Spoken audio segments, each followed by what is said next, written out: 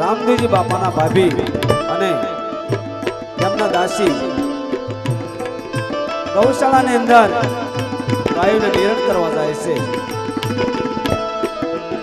ગૌશાળામાં ઘણી બધી ગાયો હતી, એમાં એક રામેતી અને એક માનેતી ગાય હોય છે। એમાં રામેતી ગાય મૃત્યુ પામી હોય છે।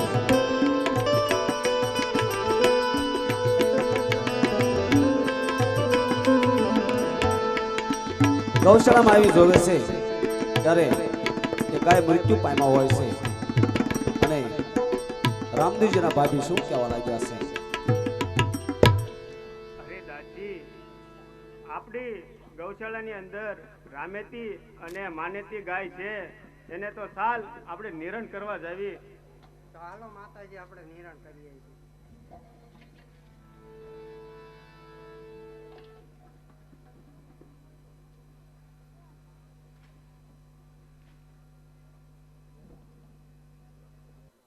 અરે દાસી, આપણી ગૌશાળાની અંદર જે રામેતી અને માનેતી ગાય છે એ તો મૃત્યુ પામી છે દાસી, મૃત્યુ પામી છે। અરે દાસી, તો હાલ આપણે રામદેવજીને ખબર આપી। હાલો માતાજી, એને ખબર આપી।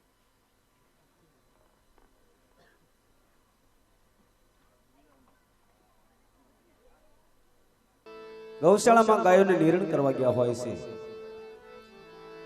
એવામાં રામેતી નામની ગાય મૃત્યુ પામી છે। આ જોઈ અને રામદેવ પીર બાપાના ભાભી અને દાસી ત્યાંથી ચાલ્યા જાય છે।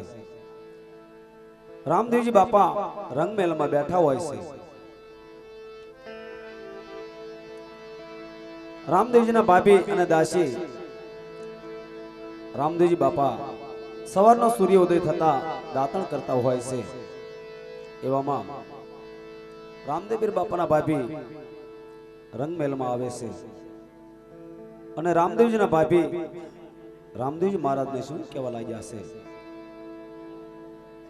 અરે રામદેવજી, આપણા ગૌશાળાની અંદર જે રામેતી અને માનેતી ગાય છે એ તો મૃત્યુ પામી છે રામદેવજી, મૃત્યુ પામી છે।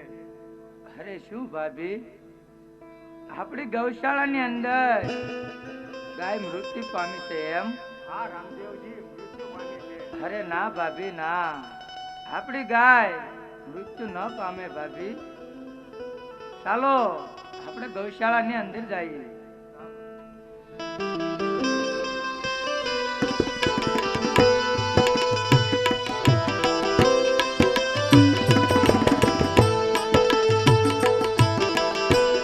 આમ રામદેવજી બાપાના ભાભી અને રામદેવ પીર બાપા ગૌશાળા તરફ ચાલ્યા જાય છે। રામદેવજી બાપા કહેવા લાગ્યા છે, અરે ભાભી, આપણી રામેતી ગાય મૃત્યુ પામે જ નહીં। ત્યારે રામદેવ પીર બાપાના ભાભી કહે છે, અરે પ્રભુ, આ વાત સાચી છે। ત્યારે રામદેવજી બાપા અને દાસી અને રામદેવજી બાપાના ભાભી ગૌશાળામાં આવે છે। ગૌશાળાની અંદર આવી જોઈ તો રામેતી ગાય મૃત્યુ પામી હોય છે। ત્યારે રામદેવજી બાપા શું કહેવા લાગ્યા છે?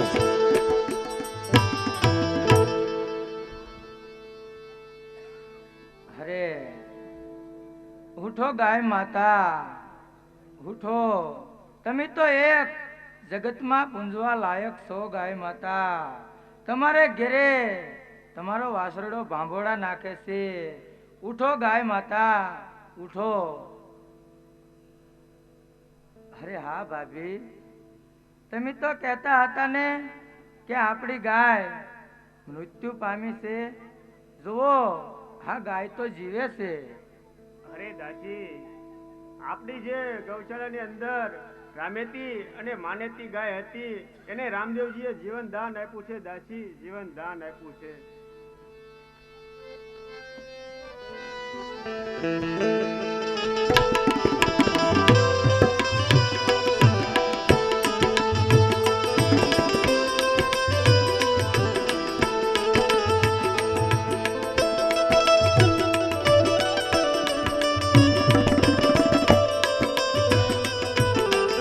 બાપાએ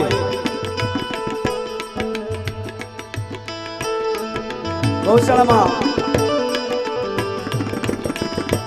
ગાયને જીવતદાન આપ્યું છે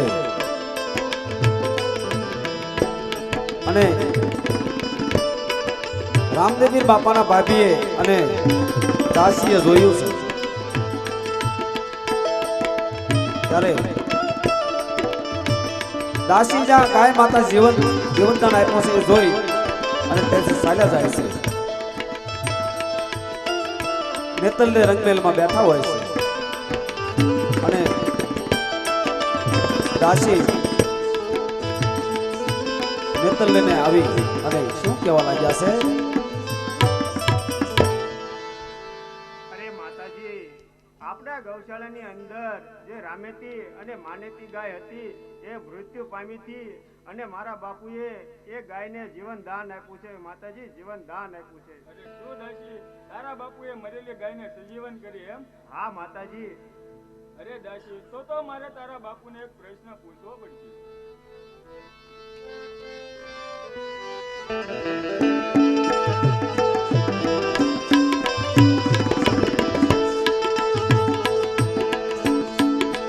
આમ જ્યાં નેતલ દે દાસીની વાત સાંભળી છે કે તારા બાપુજીએ મરેલી ગાયને જીવતદાન આપ્યું છે, ત્યારે નેતલ દેના મનની અંદર શંકા થવા લાગી છે.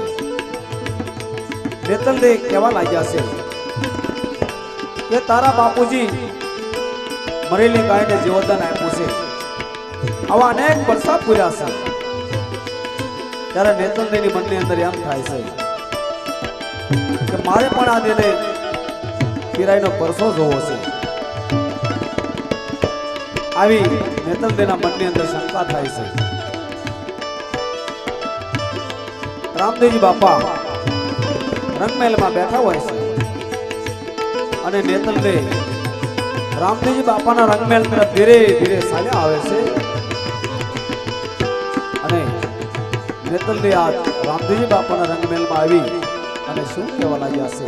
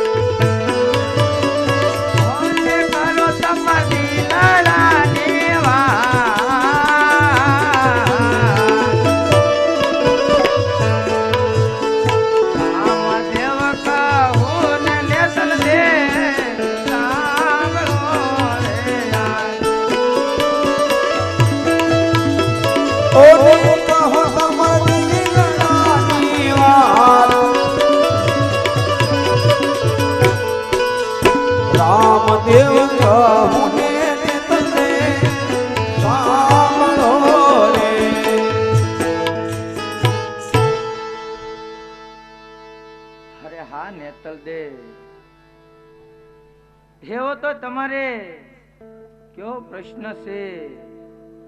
જાઓ, તમને મારી આજ્ઞા છે. તમારે જે કાંઈ પૂછવું હોય એ રાજી ખુશીથી પૂછી શકો છો. અરે સ્વામીનાથ, તમે તો અનેકને પડસા પૂર્યા છે, તો મારે તમને એક આજ પ્રશ્ન પૂછવો છે. હા નેતલદેવ, તમારે જે કાંઈ પૂછવું હોય એ રાજી ખુશીથી પૂછી શકો છો. અરે સ્વામીનાથ, મારા શરીરની અંદર જે ગર્ભ છે તે દીકરો છે કે દીકરી તે મને કહો. હા નેતલદેવ, જ્યારે મારું રણુજાની અંદર રાજ તિલક થયું હતું ત્યારે મેં તમને એવું કીધેલું હતું કે આજ પછી તમારે કોઈ દિવસ મને હરખનો પ્રશ્ન કે મારો પડસો જોવાનો તમારે કોઈ દી આગ્રહ ન રાખવો નેતલદેવ, ન રાખવો. એ છતાંય પણ તમે મારો પડસો જોવાનો અને મને પ્રશ્ન કર્યો છે. તો હા નેતલદેવ, હવે મારી અવધિ અહીંયા પૂરી થઈ છે, એટલા માટે હવે મારે સમાધિ લઈ અને સ્વધામ સીધાવું છે નેતલદેવ, સ્વધામ સીધાવું છે.